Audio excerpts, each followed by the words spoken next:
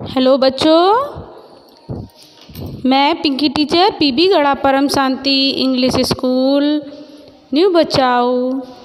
आज 10th class के बच्चों को लेसन 8 लेसन का नाम है सुधा मूर्ति। सुधा मूर्ति लेसन का मैं आपको प्रश्न उत्तर बताती हूँ स्वाध्याय से। लेसन हमने रीड करा दिया है, अभी हम आपको प्रश्न उत्तर बताते हैं। देखो बच्चों, हम आ जाएंगे स्वाध्याय में। निम्नलिखित प्रश्नों के नीचे दिए गए विकल्पों में से सही विकल्प चुनकर उत्तर लिखिए। तो देखिए, पहला प्रश्न है हमारा, सुधा कुलकर्णी ने अपनी पढ़ाई किस क्षेत्र में की थी? तो इसका आंसर आएगा कंप्यूटर विज्ञान। दूसरे में आ जाइए, किस कंपनी के विज्ञापन में लिखा था कि महिला उम्मीदवार आवेदन ना करे? तो टेल्को में। किस में लिखा था? टेल्को में। तीसरे में आ जाइए, विज्ञापन से किस प्रकार का भेदभाव स्पष्ट होता है? तो इसका आंसर है महिला पुरुष का, महिला और पुरुष का। चौथे में आ जाइए, सुधा कुलकर्णी को साक्षात्कार के लिए कहाँ बुलाया गया था? ध्यान आया बच्चों? सुधा कुलकर्णी को साक्षात्कार के लिए कहाँ बुलाया गया था? तो इसका आंसर है पूना। अभी देखिए, लेखिका सुधा मूर्ति को 2002 में वुमन ऑफ द ईयर का पुरस्कार किसने दिया था? तो इसका उत्तर है FS रेडियो। किसने दिया था? FS radio. ओके, तो अभी आ जाएंगे, हम आगे बढ़ेंगे। तो देखो बच्चों, हेडिंग पढ़ेंगे। निम्नलिखित प्रश्नों के एक एक वाक्यों में उत्तर लिखने हैं। ओके, तो पहला प्रश्न है, टेल्को कंपनी का विज्ञापन किस पद के लिए था? तो इसका उत्तर है, टेल्को कंपनी का विज्ञापन इंजीनियर पद के लिए था। ओके, अभी देखिए, विदेश जाकर सुधा किस क्षेत्र में पढ़ाई करना चाहती थी? तो इसका उत्तर है, विदेश जाकर सुधा कंप्यूटर विज्ञान के क्षेत्र में पढ़ाई करना चाहती थी। अभी देखिए, आ जाइए, विज्ञापन की अंतिम पंक्ति पढ़कर सुधा के मन में क्या विचार आए थे? तो उसके मन में क्या विचार आए थे कि स्त्री और पुरुष के बीच में असमानता की बात थी ना, मतलब वो बोल रही थी कि इस भेदभाव को सहना उसके बस की बात नहीं है, है ना। उसने कहा था मैं इसका विरोध करूँगी। उसके मन में ये अंतिम विचार आए थे। अभी आगे देखिए, वृद्ध सज्जन ने स्नेहमयी वाणी में साक्षात्कार के समय सुधा से क्या कहा था? तो इसका उत्तर है, क्या कहा था? देखिए, वृद्ध सज्जन ने साक्षात समय में स्नेहमयी वाणी में सुधा से कहा था कि जैसी मेधावी लड़कियों को अनुसंधान शालाओं में जाकर कार्य करना चाहिए। क्या कहा था उनको? कि महिलाओं को जाकर कार्य करना चाहिए, लड़कियों को, है ना। तो अभी नीचे आ जाइए, कहाँ थे हम?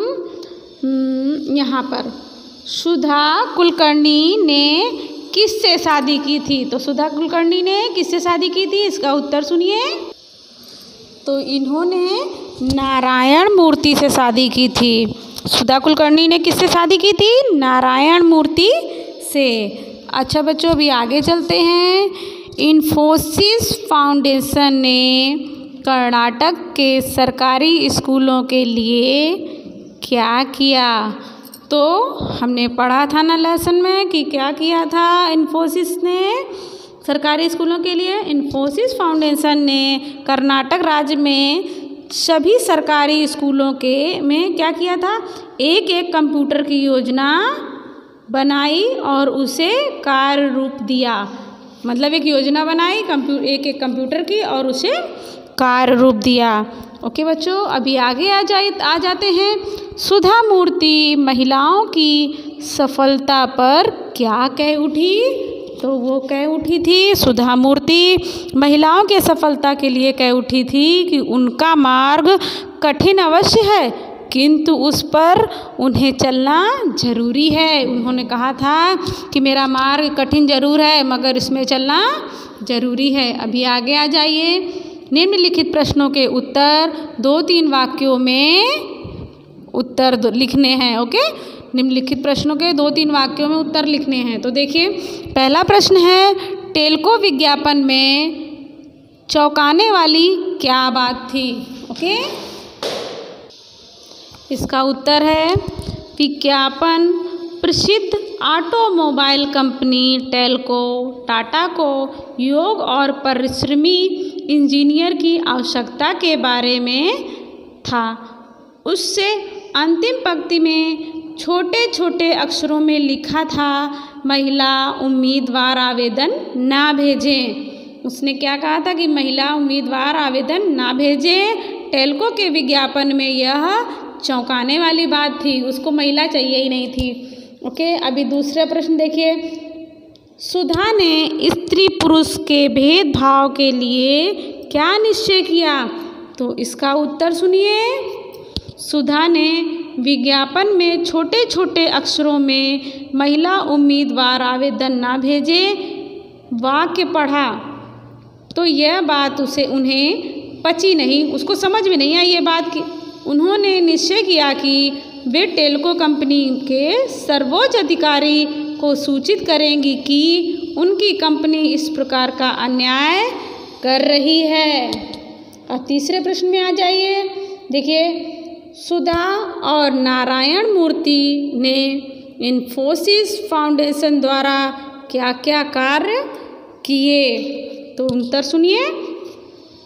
सुधा और नारायण मूर्ति ने इन्फोसिस फाउंडेशन द्वारा सामाजिक विकास, समाज सुधारक तथा राहत कार्य के लिए अनेक कार्य किए। उन्होंने सरकारी स्कूलों में एक कंप्यूटर और लाइब्रेरी की योजना की कार्य रूप दिया।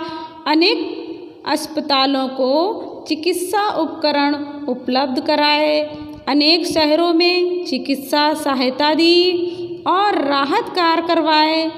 अनेक गांवों में कंप्यूटर वितरण किए, स्कूली इमारतें बनवाई तथा विद्यार्थियों को छात्रवृत्तियां दी।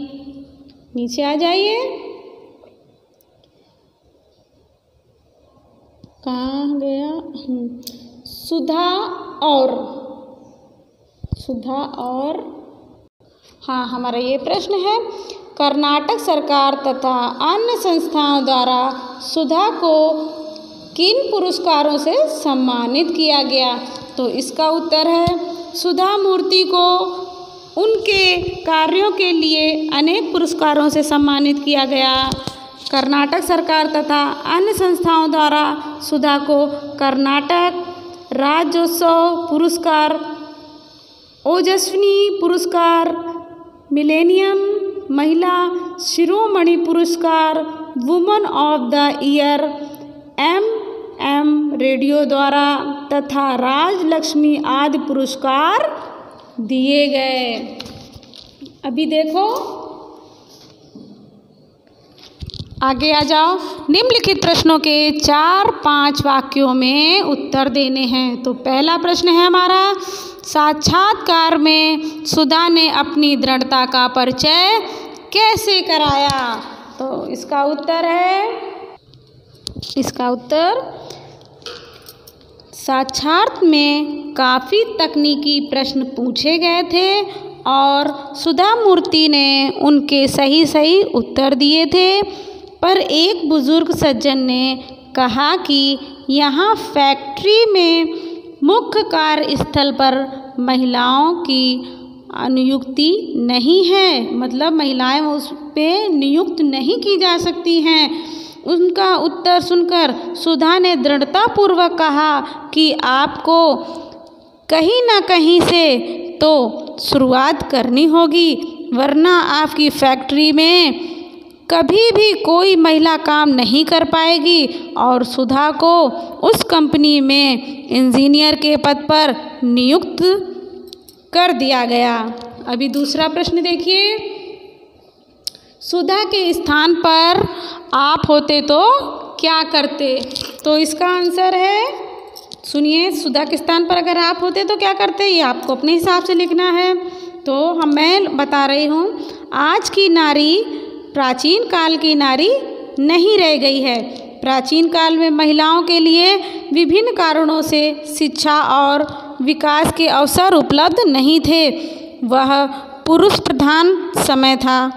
तब महिलाओं के लिए बहुत कम क्षेत्र उपलब्ध थे। इसलिए लोगों की धारणा बन गई थी कि महिलाएं कुछ निश्चित कार्य ही कर सकती हैं।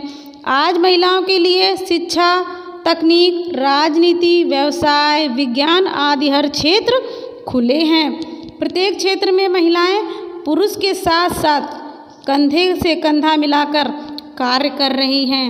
वे कार्यालयों में नियुक्त से लेकर शिक्षा, वैज्ञानिक, व्यवस्थापिक, इंजीनियर, नेता आदि सभी रूपों में अपना महत्व सिद्ध कर चुकी हैं। इसलिए सुधा के स्थान पर यदि मैं होती तो किसी महिला संगठन से संपर्क कर किसी चैनल पर बड़े पैमाने पर डिबेट आयोजन करती, ताकि देश की सभी शिक्षित युवतियों को अपने साथ होने वाले भेदभाव की जानकारी होती और इस प्रकार के नियोक्ताओं की आंखें खुल जाती, जो ऐसा नियुक्त करते थे कि महिलाएं काम नहीं करेंगे।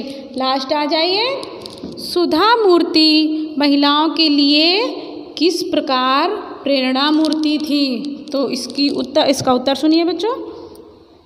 सुधा मूर्ति एक साहसी और दृढ़ संकल्प वाली महिला है।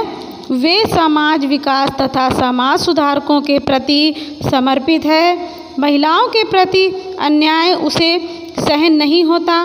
टेल्को टाटा की ओर से इंजीनियरों की आवश्यकता वाले विज्ञापन में महिलाओं के लिए आवेदन न करने वाले वाक्य के खिलाफ उन्होंने आवाज़ उठाई और टेल्को में इंजीनियर के पद पर पहली महिला के रूप में उनकी नियुक्ति हुई। उसके बाद उन्होंने अपने पति नारायण मूर्ति के साथ इन्फोसिस जैसी कंपनियों की स्थापना की। इन्फोसिस फाउंडेशन के चेयरपर्सन बनी और इसके माध्यम से उन्होंने समाज विकास, लेखन, समाज सुधारक, शिक्षा, चिकित्सा, गरीब छात्रों की सहायता, स्कूलों की इमारतों का निर्माण जैसे अनेक कार्य किए। उन्हें अनेक पुरस्कारों से सम्मानित किया गया। इस प्रकार सुधा मूर्ति महिलाओं के लिए प्रेरणा मूर्ति बन गई। चलो बच्चों, अभी देखेंगे हम निम्नलिखित, ये क्या दिया गया है, निम्नलिखित शब्दों के पर्यायवाची शब्द लिखने हैं। तो ये क्या दिया गया है, परिसर। क्या दिया है, परिसर का होगा प्रांगण, प्रांगण। फिर दूसरा दिया गया है शुरुआत, शुरुआत का होगा आरंभ। फिर क्या दिया गया है, मेहनत, मेहनत का होगा परिश्रम। इसके बाद क्या दिया गया है, सूखा, तो सूखा का क्या होगा, अकाल।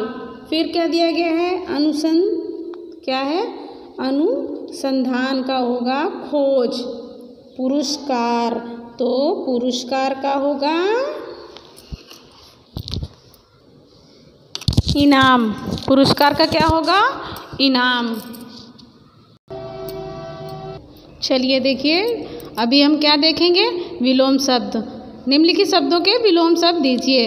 तो आवश्यक का होगा अनावश्यक, उल्टा करना है इसका बच्चों। फिर सौभाग्य का होगा दुर्भाग्य। उपस्थित, उपस्थित का अनुपस्थित। सज्जन, सज्जन का क्या आएगा, सज्जन का आएगा दुर्जन, अपना, पराया। उच्च तो नीच या निम्न। अधिकतम, अधिकतम का होगा न्यूनतम। ठीक है, अभी हम आगे आ जाएंगे। आगे देखिए बच्चों, निम्नलिखित शब्दों की भाववाचक संज्ञाएं बनाइए। आपको इसको भाववाचकों की संज्ञाएं बनानी है। तो अधिक का तो आप ऐसे बना सकते हैं। भाववाचक संज्ञा बनानी है आपको। बेंगलुरु में अधिक गर्मी नहीं थी, अधिक आना चाहिए और संज्ञा शब्द आने चाहिए। तो ये आप बनाने की कोशिश करिएगा। फिर आगे देखिए, निम्नलिखित मुहावरों के अर्थ देकर वाक्य में प्रयोग कीजिए। तो देखिए, फूला ना समाना, तो फूला ना समाना का क्या होगा? बहुत मतलब बहुत ज़्यादा खुशी हो जाती है उसका। फिर बात ना पचना, मतलब बात गले से नहीं उतरती है, जिसको बात नहीं पचती है ना वो, तो इसका वाक्य आपको बनाना है खुद से। फिर नीचे आ जाइए, निम्नलिखित कहावत का अर्थ समझाइए। दिन दूनी रात चौगनी, तो इसका क्या होगा कि बहुत तेज़ी से उन्नति करना। ओके, तो इसका कहावत आपको समझाना है। तो इसका क्या हुआ? तेज़ी से उन्नति करना। ओके, अभी देखो बच्चों, अभी आपका आगे आपको होमवर्क में दे रही हूँ स्त्री सशक्तिकरण विषय। मतलब जैसे ही हम लोगों ने लेसन में पढ़ा है ना कि स्त्री का सशक्तिकरण मीन्स विषय पर निबंध लिखना है कि स्त्री कैसे शक्तियों को इकट्ठा कर करके शक्तिशाली बन सकती है, वो अपने लिए क्या क्या कर सकती है। तो ये आपको इस पर निबंध लिखना है। ओके बच्चों, ये आपको लेसन कंप्लीट करना है। तो आपका ये लेसन 8 सुधा मूर्ति बच्चों कंप्लीट हो गया। अभी कोई प्रॉब्लम हो तो आप मुझे पूछ सकते हैं। चलो बच्चों, ध्यान दो, पढ़ाई करो। ओके बच्चों, बाय बाय, टेक केयर।